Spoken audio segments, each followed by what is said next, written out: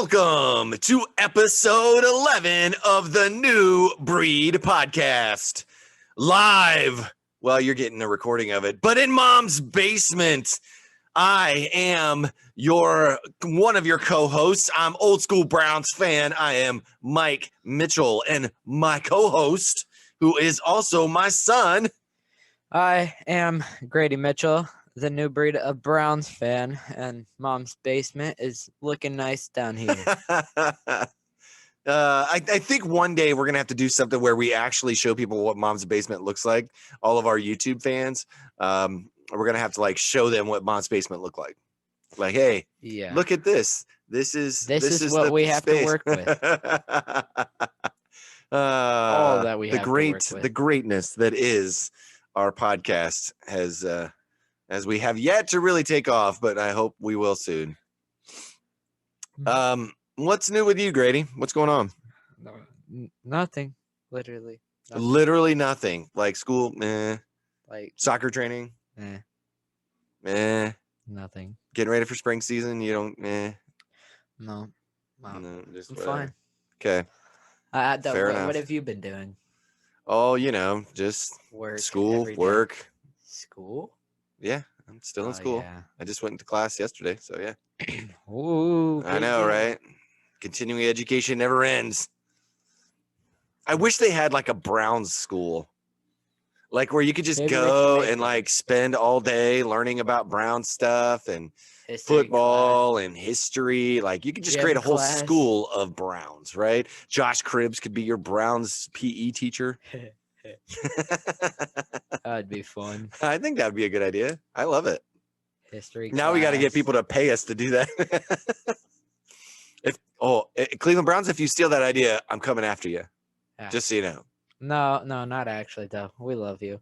Well, I do love you, but I'm still coming for that money.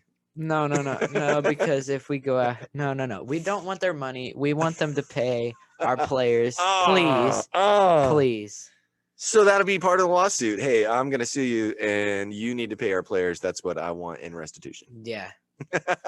I am suing you, but I just want you to pay Nick Chubb. That's all I want. We don't need to have that conversation yet either. We'll have that. We'll save that for the next episode. Okay.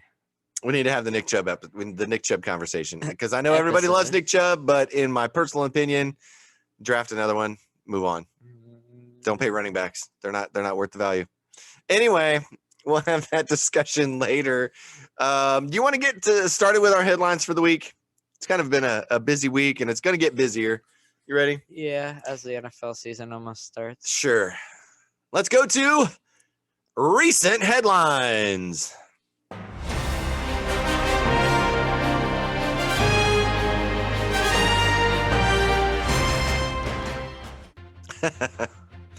So, kicking off our recent headlines today, we wanted to talk about the 75th anniversary and what the Browns are doing in honor of this celebration of the 75 years of football in Cleveland. My favorite piece, and I'm going to share this with you. Those of you that are on YouTube, you're going to get to see the video, which with Jim Donovan, it's very powerful. I'll have a link in the show notes so you can go to the video on their YouTube channel, clevelandbrowns.com. They had a video that kicked it off, man, and it just gets you jacked up, makes you want to run through a wall as a Browns fan. But take a look at this video before we get too far in, and take a look at it. Get hyped and get ready for this 75th anniversary season.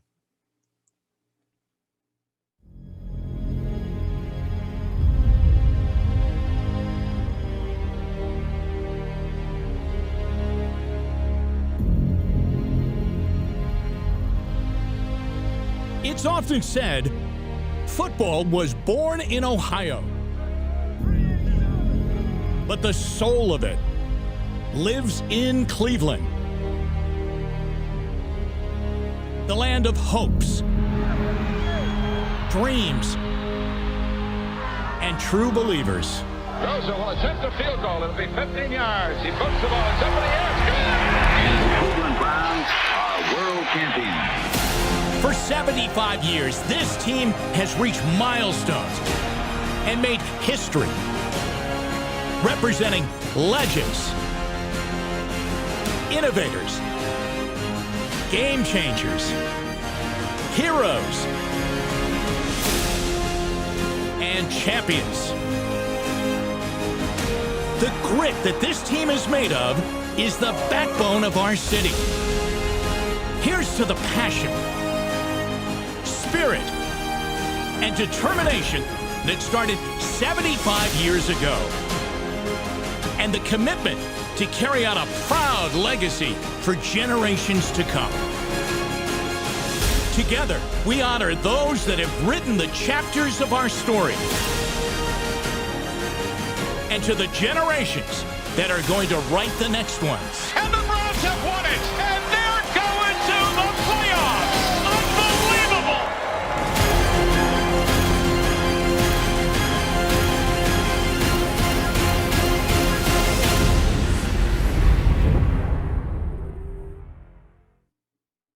I don't know about you, but hearing Jim Donovan's voice gets me jacked up, and it gets me ready for the 75th anniversary of Cleveland Browns football. Isn't it crazy?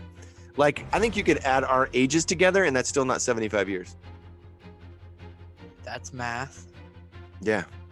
And yet they've been around that long and playing football that long and been successful that long. I think that's impressive. One of the things that happened, you want to go with the first piece of this puzzle in our 75th year? The NFL salary cap is set at $182.5 million. Browns now have $24.87 million in available cap space for our 75th anniversary year. Later, we're going to see how that moves and goes up because of some moves that were made this week. But yeah, at the time of catching that article, you'll find that in the show notes. The Browns are going to raise season ticket prices, but they will not charge if a ninth home game is added. So the Browns prices will remain among the most inexpensive in the NFL.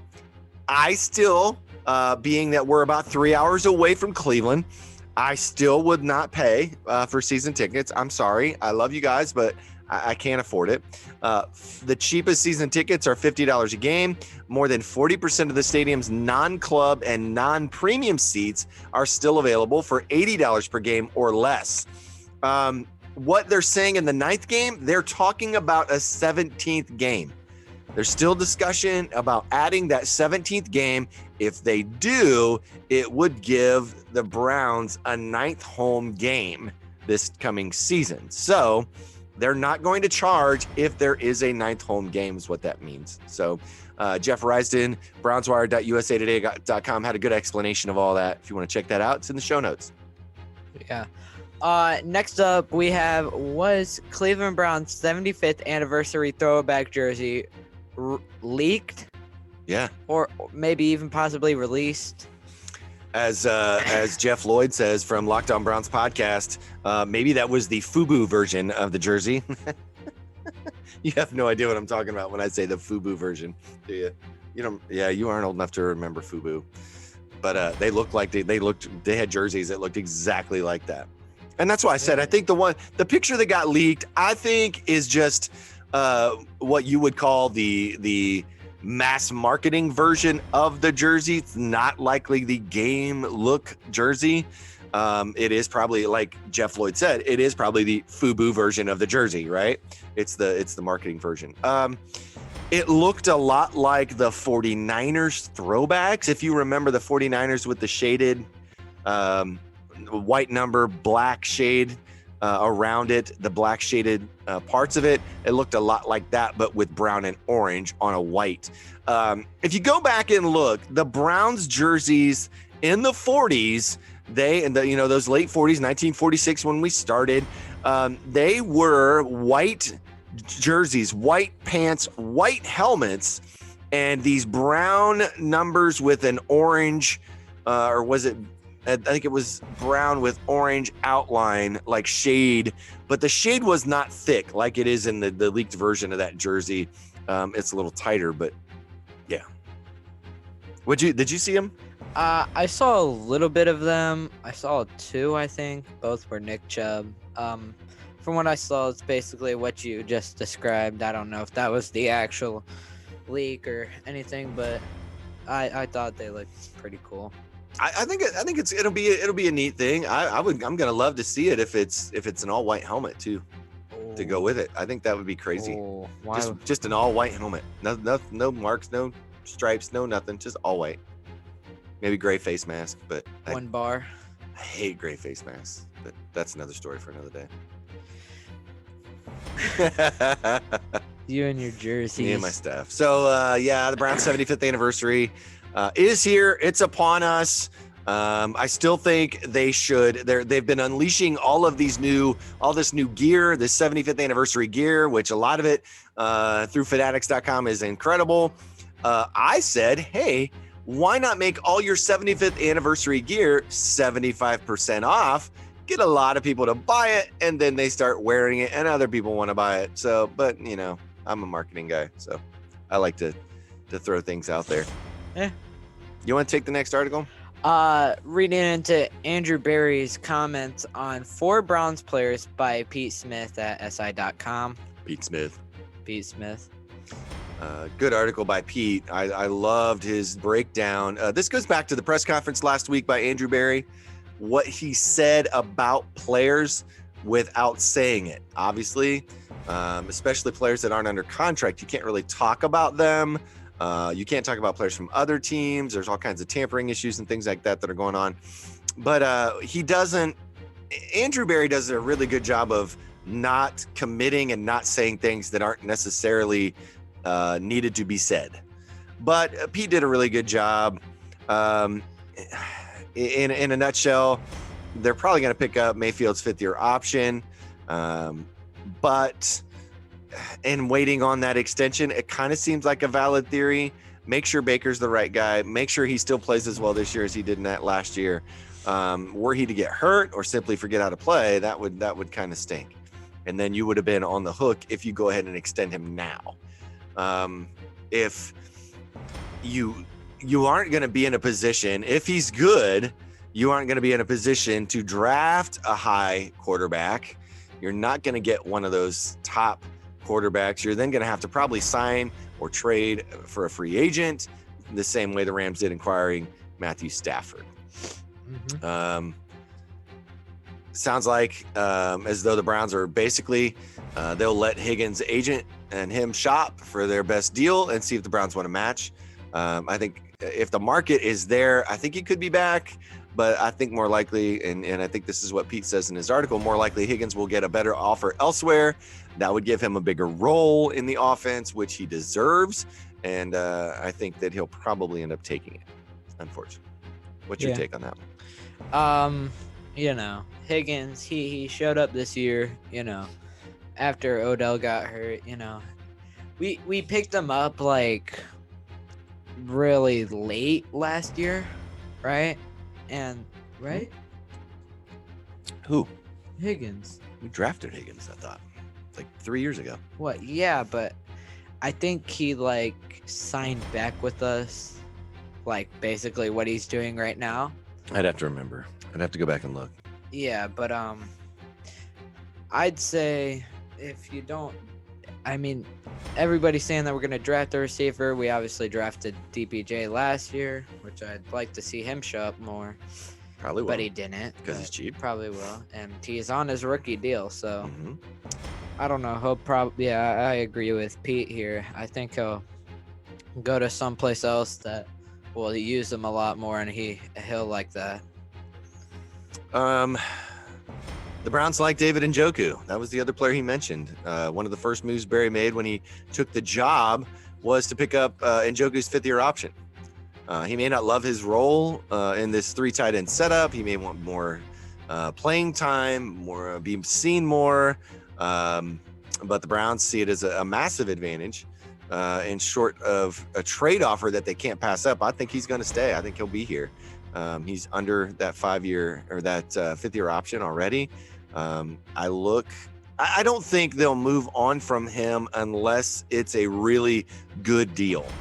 Like if they find somebody that really wants him and really wants to take advantage of that, it'll have to be a great deal. I think it would require, and like Pete said, it would almost certainly require a day 2 draft pick that would allow the Browns to get a player that can contribute immediately. a day 3 in cap relief. They can get that somewhere else. They don't need to do that with David. What do you think about Njoku? He really showed up in like the last half of last year.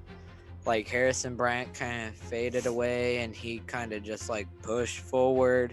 Austin Hooper's still the number 1, clearly. I mean, he's really good. But Njoku, he could really be up there. He's got the size. He learned how to block this year. He's pretty good at catching too. But yeah, I think we should sign him back. We could really use him. And I say we definitely sign him back if we don't get Steven Carlson with his tender. I think you will, but I think Njoku still will be back. You need depth at that position. If you're going to use 2 and 3 tight end sets, you need depth. And I don't know that Steven Carlson is the end all be all at that depth. You've got Harrison Bryant, you've got Austin Hooper. You need an Njoku, but is he going to be happy in the role? Is he going to play his best? I think Harrison Bryant flashed early, which is why he got some opportunities, but then the drops and the fumbles happened. And that's when David Njoku showed up and hey, look, this is what I've been doing. This is what I've been working on. And I think it really showed up to the coaches too. I think in that depth chart room, in that tight end room, you've got Austin Hooper, David Njoku, and then Bryant Carlson. Yeah. Which means you could still draft one. Just saying. I absolutely agree there. If it's there. That is the true list of our tight ends. I agree. The next and last player that was commented on was Money Mitch. Money Mitch. And Pete's initial reaction to the comments made in the press conference is that Money Mitch will not be back. But it really comes down to what Joe Woods wants to do with the secondary. The Browns played zone exclusively last year and basically did so due to a lack of options with their personnel. Cover 3 and quarters coverage was largely all they could pull off. That's literally all they could do. If the Browns want to play more man, which would play more to the strengths of Denzel and now cleared Grady Williams, Mitchell likely won't be back. I don't think he is an out. Now, he's not really an outside man corner. He's more of a slot zone corner. And I think that he could do that maybe from a nickel spot, but I don't know if that's what he wants to do. Does he want to look? Does he want to shop? Can he get a deal that's going to put him in a better position for his skill set? Maybe that's what he's looking at. I don't know. What do you think? I like Money Mitch though. I think he was clearly one of the only corners that we had last year. Yeah. He played the most snaps. Yeah, he played the most snaps out of all of our corners. Greedy went out and he came in. He showed up. I mean, he was mostly the corner number 1 there for a while. Because Denzel was out with COVID or injury or whatever was going on. Greedy was out all year. I don't even know what happened with Cover Johnson. Right. I don't even know where that dude went. He was in and out too. Between injury and COVID, he was in and out. Yeah, they all were. But we'll see. Again, I think they had to put Kevin Johnson in a spot where he's not. It wasn't a strength. I think they had to slide him into a spot, and it just wasn't his strength, and he disappeared. He didn't show up. Just I don't know. Terrence Mitchell had great opportunities, but I don't know that he showed up on tape a lot. I mean, MJ Stewart had more interceptions, but let that ring a bell. I mean, I don't know. How do you do that? How do you bring that guy back for a deal that he's probably wanting to get, veteran money, and I just don't see that. Mm-hmm. Yeah, I mean, he was clearly good for us, but it's a spot that we are probably gonna draft, and he's a replaceable guy. No offense, but he's good, but he's not our greatest. Right. I think the Browns are going to draft a corner at 26. If not at 26, the next pick in the second round will be a corner. They'll likely go edge. or if there's a player that falls to them at 26 that's unbelievable and on their board, then they'll take it. But I really think it's going to be a corner. They obviously need help at that position, and they're going to sign one too, if not more than one. I look for them to be very busy come Wednesday, because I think they need help. They need depth. They need assistance for what they're trying to do. And I think that's coming. And I don't know that Money Mitch, as much as I love him and we love him, I don't know that that's a part of their plan. Maybe it is. I don't know. On to more news. Also this week, the Browns released defensive end Adrian Claiborne. It saved them about another $3 million in salary cap space. Jake Trotter at ESPN.com noted that entering free agency, we were going to be around that 23 million number ish, and we'll likely have well over 25 million after that move. I don't know that I put it in here. But we also recently, might have been just today, did not tender Tay Davis, linebacker, as well. So there's yet another non-tendered free agent that's leaving, likely to leave us. Again, though, a special teams player.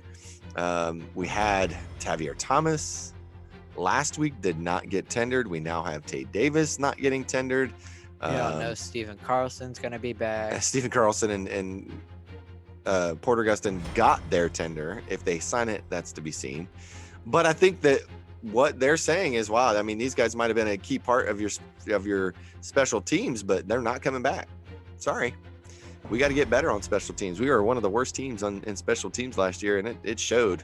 We stunk. We were ranked 28th overall in special teams, so we got to get better. Really? Yep. What you got Yikes. on the next? The Browns have met with the UCLA running back or receiver, Demetric Felton. Jeff Raston at BrownsWire.USA Today.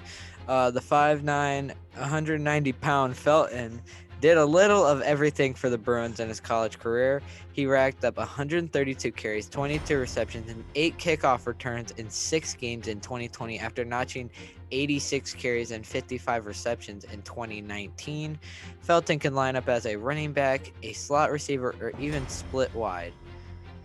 Also have virtually met with Greg Newsome, cornerback from Northwestern, and a few other players. Yeah, there's been some other players. I mean, we talked about them already. Anthony Schwartz, Greg Newsome, now Demetric Felton. Demetric Felton's been on my list for a while. After watching him in the Senior Bowl, I had no idea. Okay, so the 2020 season at UCLA, all they played was in the Pac-12. So it's a limited number of games. I don't know that they had a bowl game. So a limited number of games. 6 games. 6 games. The dude had 132 carries, 22 receptions, and 22 receptions and 8 kickoff returns in 6 games. That is production. And he's lightning quick. He's fast. He moves. I would have had this guy on my radar a long time ago. I think I've talked about him on here before. Late day 2, day 3 pick, likely. I could absolutely see them taking Demetric Felton. Yeah, I think he'll fly under the radar, and we might just pick him up. I noticed, though, that you kind of chuckled when you read that he was 5'9", 190 pounds. I'm about that big. That's why I left that. That's why I left that for you, because I love watching your eyes get wide when you see a guy going into the NFL, and here you are in the 7th grade, and you're like 5'5", 170, and these guys are 5'9", 190 and getting drafted. But then you got guys like Myles Garrett who are like, absolute gigantic animal, human people. absolute animal. I don't even know if they're human at that point. Did you see the latest? What? Like, so he was dunking basketballs, and then he was he's standing still, jumping, landing on, it was 58 inches, the box jump, 58 inches. I haven't seen his 64 inches yet, but he said it's coming. No, his 63. The 63 he just barely missed. He barely missed on 63. So he did this thing where it was almost like a balance beam, right? So there's two beams, or not a balance beam, the parallel bars, like the Olympic gymnastics parallel bars. And so there are these parallel bars. They're higher up for him, obviously, he's 6'4". So they're higher up, but he like pulls himself up and then flips himself upside down. And he is literally holding himself upside down vertically. Yes, holding himself upside down vertically. The amount of body control that takes is absolutely insane. And he's about the only guy that can do it. He's 6'4", 275 pounds, though. 71. Sure. 71. Give or take a pound, because you don't really know what they weigh. But yeah. I mean, this is an animal. This is a giant human being, and he's literally got the muscle control and the body control to do that. That's crazy. It's crazy. Anyway. There was a great article, and we're going to discuss this. I'm not going to quote a whole lot about it. You can go to dogpounddaily.com. Elliott Kennel, why the Cleveland Browns should trade back in the 2021 NFL Draft. I'm not going to go into the details of it. I'll let you guys go out and check that article out yourselves. We want to talk about why should they trade back. Do you want to be the pro or the con? What do you mean? I don't even know. Jeez. You don't have any input on whether we should trade back. Do you know what I mean when I say trade back? Yeah. So you're going to get rid of the 26th pick and move back into the, hopefully, I would think it. Well, you're going to get out of the first round at that point. I don't think the Buccaneers are going to give you their pick and another pick just so they can go up to 26 and take a guy. They might, but I don't see that happening. I don't see anybody at the bottom. Jeez. What you're looking for is a team like the Dolphins or the Jets or somebody that's got an early second round pick that wants to jump ahead of those teams at the bottom of the draft to get back into the first round to take picks. So now you might be able to get, say, pick 35, whoever that is, 36, and an additional like third or fourth round pick and come and get more picks. Which in this draft, I think, which in this draft, for what we need, we're looking at corner, we're looking at edge, we're looking at wide receiver. Really, those are the things. Safety, right? Anything secondary, safety or corner, wide receiver, edge, right? That's what you're looking for. Mostly defense. And you don't really need a wide receiver. No. Brent Sobolewski said it best when he said the Browns should be looking for defense, and defense. And in case I missed it, defense. Right? That's what they should be looking for in this draft. It's deep at corner. You can get a guy like Kerry Vincent Jr. later in the rounds, would totally help you out. You can get a guy like Ellerson Smith, edge rusher, later in the rounds if you wanted to. A guy like Afatu Melifonwu might be there at 26, but maybe you don't think that he's got a value of 26. But if you can get somebody to give you their 35th pick and another third round pick or fourth round pick, well, then now you go to 35, you take a Fatu Melifonwu, and now you got a stacked deck in the back half of this third and fourth round to take that. And I love that move. I've said it, and I think I said it last week, and I've said it publicly on Twitter. If Andrew Berry and DePodesta do not see a player of quality value that they want at 26, look for them to move out of it. It will not shock me at all to see a trade happen when pick 26 comes up on that, Thursday night. It will not matter. I will totally be okay with it. I would totally understand it. Now, where they move and how much they get, that could be a totally different story, but I could look for them to trade back. Yeah, I think they will, but I don't know.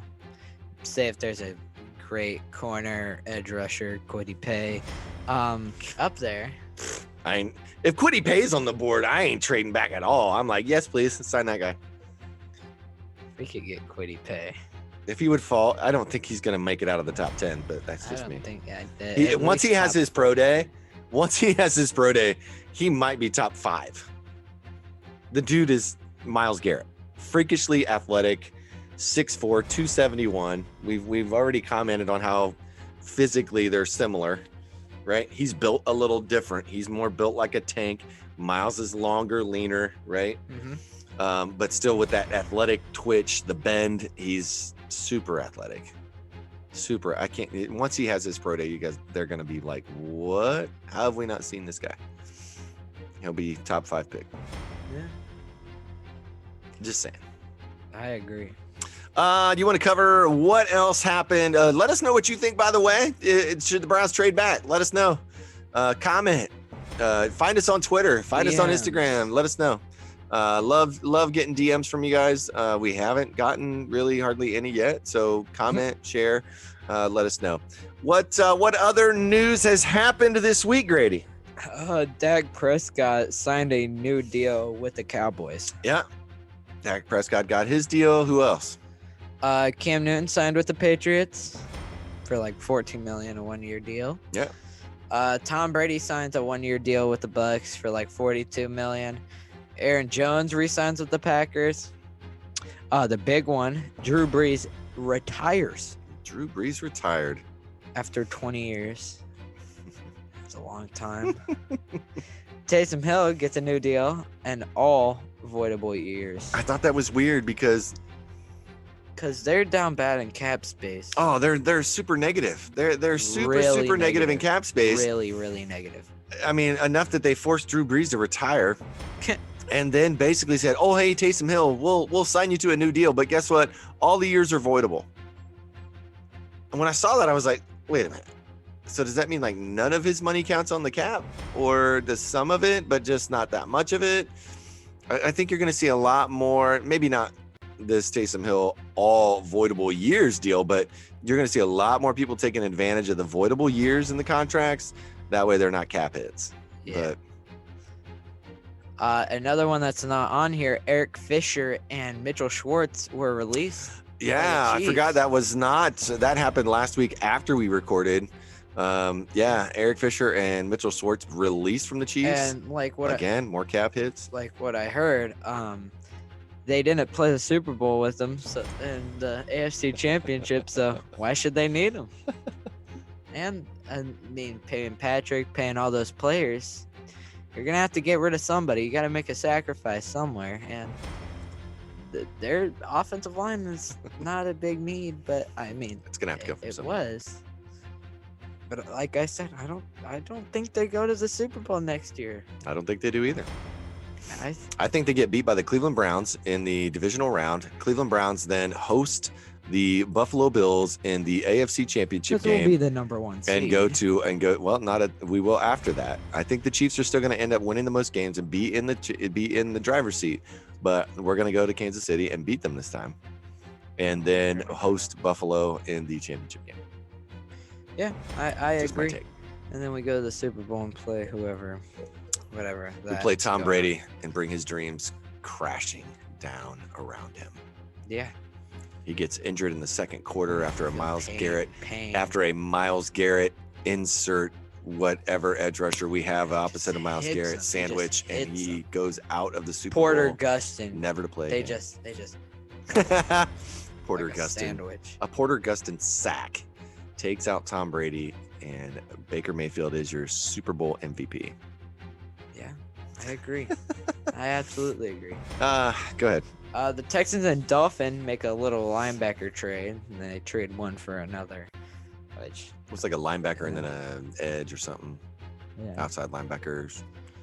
Shaq Lawson went for some linebacker. somebody anyway. I can't remember. Can't think of. But Isaiah Wilson was traded from the Titans to the Dolphins for a 7th round pick. And that's kind of sad. I know Isaiah's had some of his issues, but he was a former first-round pick, and I really feel like hopefully it works out for him, and he can go to the Dolphins and start over and be what they need. Yeah. What else you got? Is that it? That's it. That's it. That is it. Wow. That's all for our recent headlines this week. Now, realize next week it's going to get a lot busier. Yeah, the season Because starts. the league year starts Wednesday and the new season is upon us. We're gonna start calling it 2021, 2022. I know we just talked about that. But yeah, the new season is almost here. It's ready to go. We're ready to rock and roll. We're ready to start looking at signing free agents. I think come Monday, which is tomorrow, which you're probably getting this on Monday. But Monday, you're going to see a lot of names start being mentioned. You've already seen a few. You've seen some things pop up, guys re-signing. But I think you're going to start to see the rumor mills fill up with who's signing where. And then that way Wednesday, because everybody's going to be trying to get a scoop, man. Mike Garafolo, Tom Pelissero, I mean, you name it, NFL guy, Adam Schefter they're all trying to get scoops on who's signing where. So imagine you're going to hear more of it over the week. Yeah. But as of right now, for your New Breed podcast, that is recent headlines.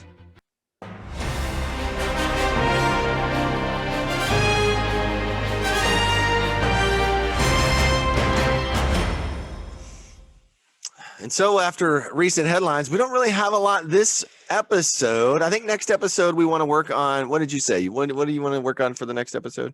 Our rookies. All rookie team.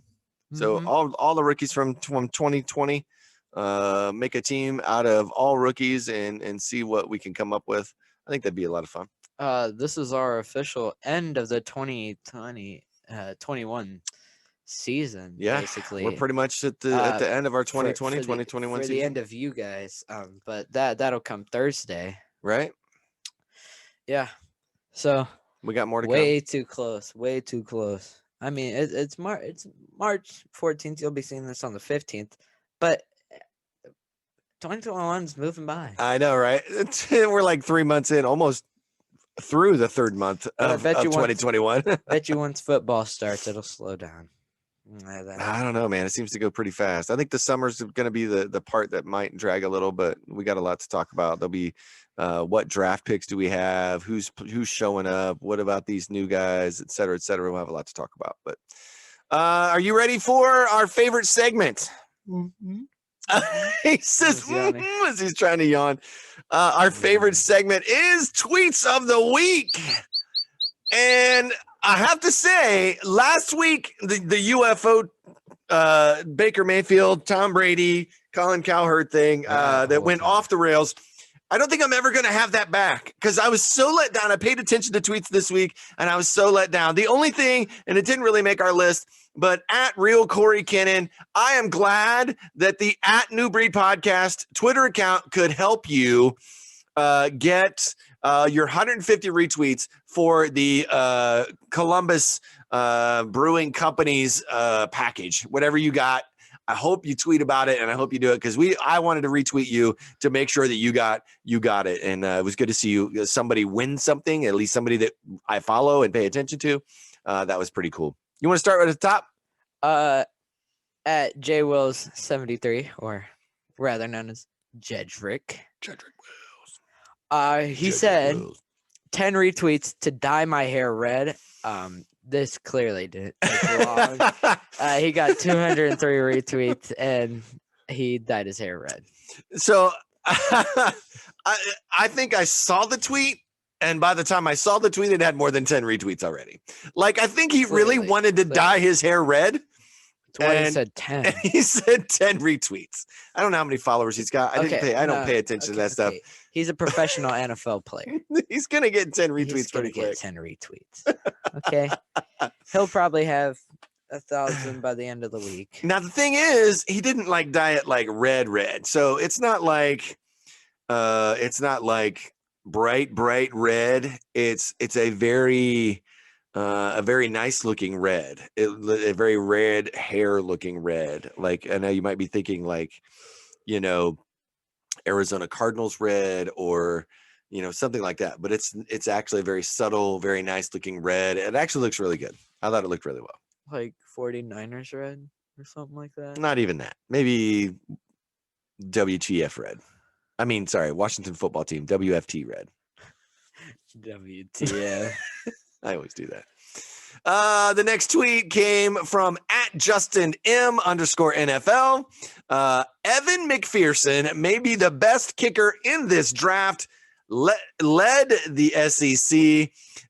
He has an 85% career field goal percentage, and many teams, a whole big giant list of teams have been contacting him and made contact with him, including the Browns. Can't be a big list. There's only 32 teams.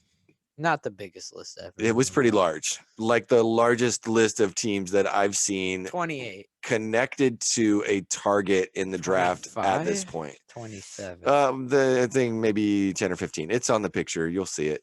Yeah. Well, if you're on YouTube, you'll see it. If not, look for @JustinM_NFL and see his tweet about Evan McPherson. Yeah. Great kicker.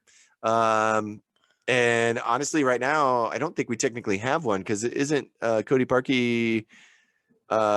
He's not. He's a free agent, isn't he? Does not have a current deal that I'm aware of.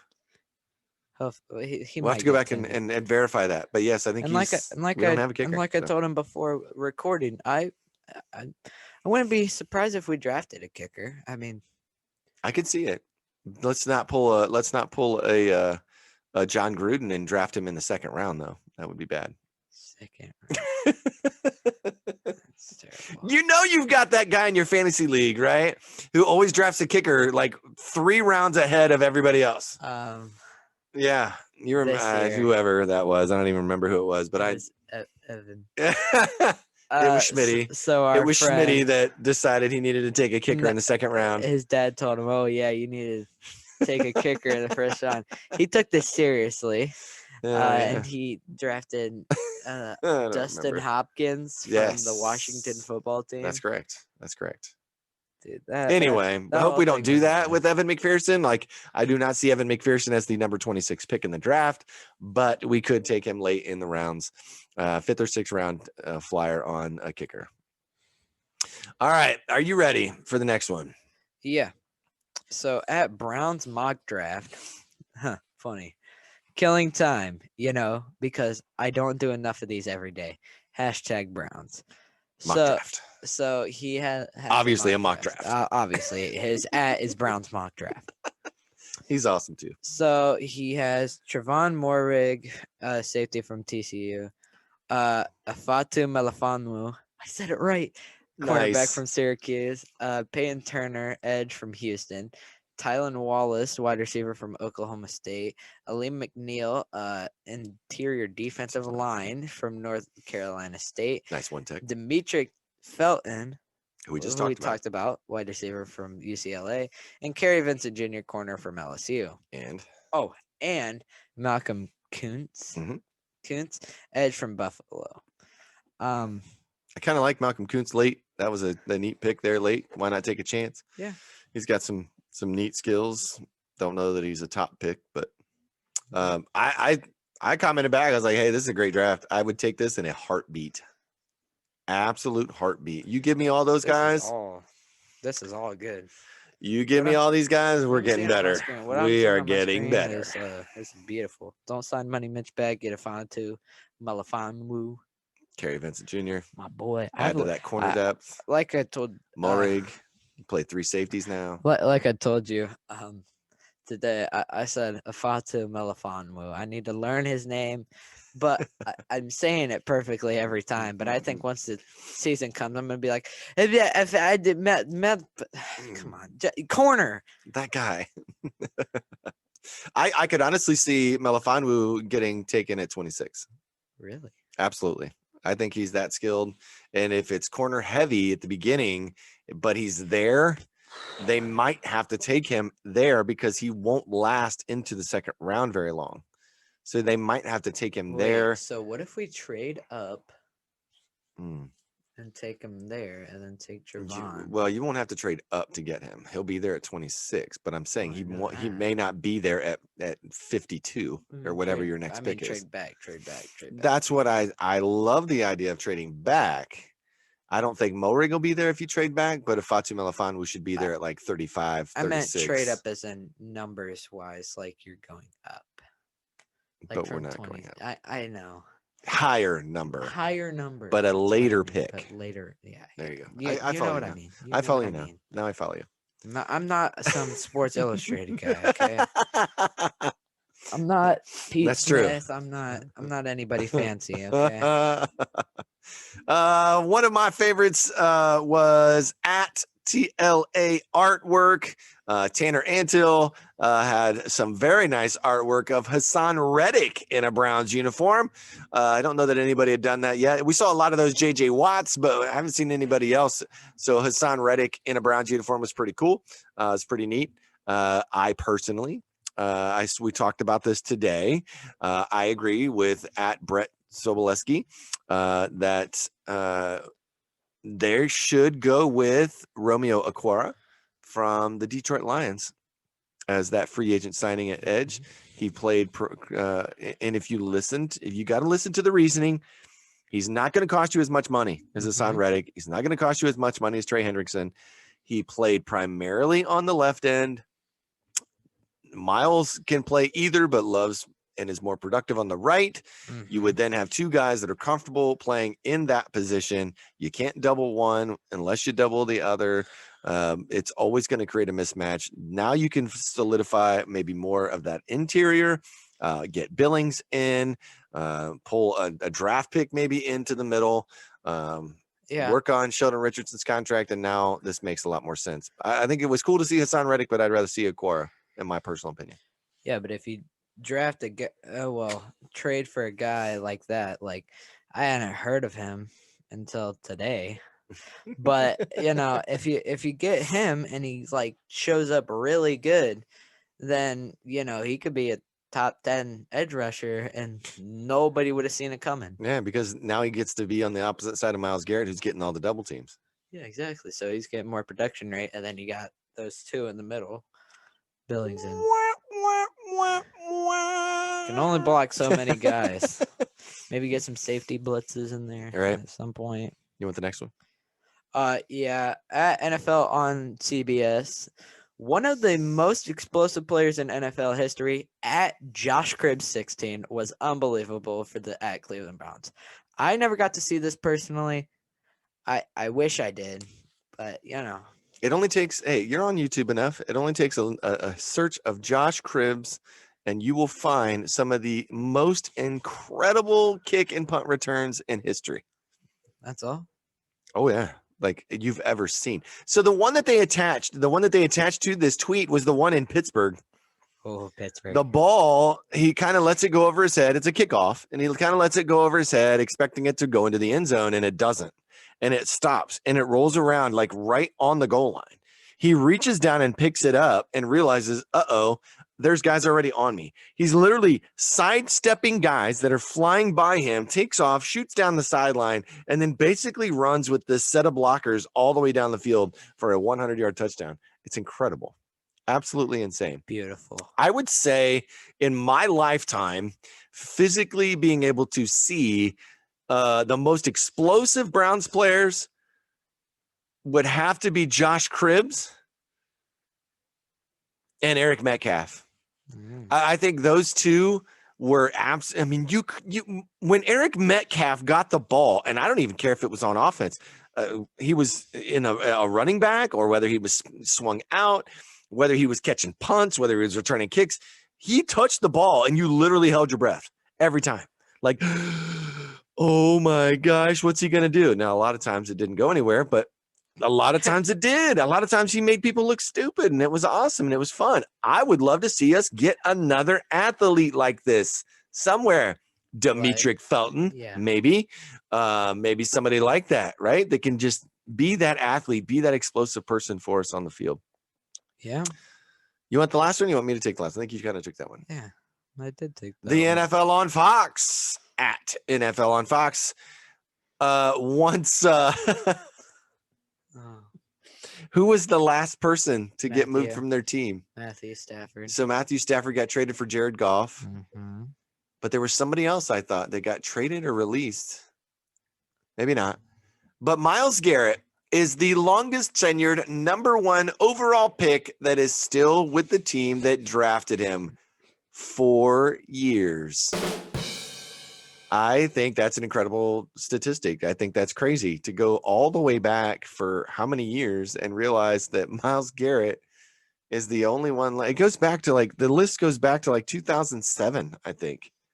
Yeah, It's crazy. I mean, it goes back a while. because Matthew Stafford because he had been with them for a while. he had been with the Lions for so long that he had been with the Lions for so long that it didn't add up. Like nobody was going to come close, right? Nobody was going to come close to him and how many years he had been there. It wasn't even going to be close because he was with the Lions. Help me out here. Fill in some gap. He was with the Lions for how long? I don't know, from like 11 something. 2009. 2009. Alex Smith was 2005. That was with the 49ers. Mm-hmm. Mario Williams was 2006. That was with the Texans. Didn't he start with the Texans, then got traded to the Bills? Maybe. Jamarcus Russell from 2007 with the Raiders? I don't even know. Yeah, I know. Not hardly anybody does because he did not do anything. Jake Long, 2008, Dolphins, I believe. Matthew Stafford in 2009 with the Lions. Sam Bradford in 2010. I believe that was with the Rams. Yeah. Cam Newton in 2011 with the Panthers. But didn't last Andrew Luck with the Colts in 2012. Oh, that's a little while. Eric Fisher. That's the one. That was the one late in the week. 2013, Eric Fisher, who is now released by the Kansas City Chiefs. He could sign. He could resign. 2014, Jadeveon Clowney, Texans. 2015, Jameis Winston with the Buccaneers. And then 2016, Jared Goff. Myles Garrett, 2017, Cleveland Browns, #1 overall pick. Longest tenured guy available. Bring it. Bring it. Bring it. It'll probably be Baker Mayfield next year too. We have not really anything else tonight. Outside of that, we're kind of throwing darts at a dartboard at this point. But let us know what you'd like to see. Let us know what you would like to hear. Legal tampering begins tomorrow. That's why I said you're going to start to hear all the rumors, all the talk. Is going to come out Monday when this airs. The 17th, Wednesday, is the league year begins. Free agent signings can happen at 4. You're going to hear about them all day long, if not ahead of that. Then you start getting into April where off-season workouts start. Last day of restricted free agent signing period is April 23rd. 28th, April 28th is last of match offers. And then April 29th through May 1st, the NFL draft in Cleveland, Ohio. Ready to go. Get it going. Let's get it done. I think you've heard us talk about a lot of stuff. I think we're going to have probably a bit of a draft primer. We'll probably wait. I personally want to wait till we get through this week. Let's see what free agent signings happen. Yeah. Because, again, that's going to determine. I mean, if we sign 1 or 2 edge rushers, right? If Porter Gustin agrees to his deal, you sign a guy like Aquara or Son Reddick or Hendrickson, or Ngakoue is still out there. If you sign one of those guys, that is now not guaranteeing that you're going to take an edge with that #1 pick. Yeah. You could probably go corner. And I still say they can sign corners 1 or 2 and still take one at 26. You are that depleted at corner right now. Yeah. Robert Jackson, Tavier Thomas. And you could take Javon Morig there. I mean, you could take that safety there because he can do everything in the back end. Yeah, especially with the new 3 safety. I'm telling you, I really love the idea or the plan that if you take a corner there, you take an edge later. Don't take a safety right away. Wait for the later rounds. Get a Huafanga from USC. Get Jacoby Stevens from LSU. Guys that are built like small linebackers who can play anywhere and can cover. That's absolutely what they're looking for. I think. I think JOK. I don't know. I think Jeremiah Owusu-Koramoah. The more I look at it and the more I think about it and study it, I don't know that I can take a guy at the 26th pick, which you'll have to if you want him. You'll have to take him at 26. I don't think I can spend the draft equity on a JOK if I can take a Jacoby Stevens in the 5th or 6th round and still get the same production and quality out of that position. He's not going to play edge. He's not big enough. He's going to have to play safety. He's going to have to play a hybrid linebacker, and that's not going to work at this level. I mean, it works at this level, but not for what they're billing him as. If they would have stuck a safety or even Viper or something different on his name, it would totally be different. Like I think of the guys that have been coming out. Khaleke Hudson from Michigan last year. He really wasn't a linebacker, but yet he really wasn't a safety. He was too big to be a safety, yet you know, and couldn't cover like a safety, but yet had the field awareness and the tackling ability of a linebacker. So he's kind of that hybrid. He did a pretty good job for the Washington football team. Not, breaking any records and getting on an all rookie team, in my opinion, but that type of guy is going to be hard to place him on a team. What's his position? I don't know. Cover. Whatever they Cover put on and him. tackle. That's the guy I want. I don't necessarily want a safety or a corner. I want a guy that can cover and tackle. I want a Whatever guy who that can is. play football. Yeah, I want a guy that can play football. Cover and see ball, hit ball, right? Anyway, we don't have any shout outs this week. Nobody reached out to us. We're kind of getting to the nitty gritty. Make sure you leave us a comment, leave us a review. Let us know how we're doing. We're open to anything. We're going to talk about probably free agent signings next week. We're going to talk about our all rookie team from 2020.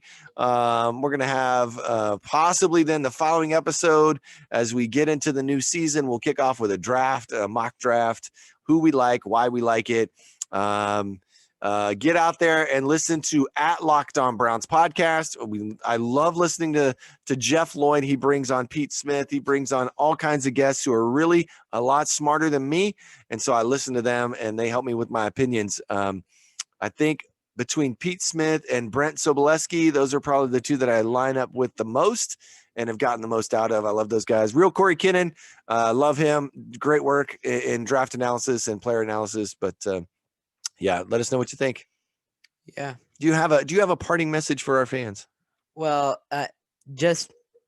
please just do something to tell us how to get better, how we're doing. Give us ask us how our day was. We might reply. I'll reply. You will. Yeah. I got school and stuff. I'd reply. But, I'll find time. I'll find time to reply. I say, we're just trying really hard for this. We're It's trying. true. We're I'm trying. working pretty hard at it. We're trying really hard to give you the best of Yep. the best, and That we are. I'd say, I'm having fun doing it, and I hope you're having fun watching it or listening. Me too. But yeah, thanks for watching or listening to the New Breed podcast. We appreciate you. We do. We genuinely do. And that does it for episode 11 of the New Breed podcast. Let's go Browns. Go Browns. Oh, oh, oh, oh, oh. Still barking. Still barking, man. Sorry. It's a touchy subject, It gets a little rowdy when you don't give them his treats.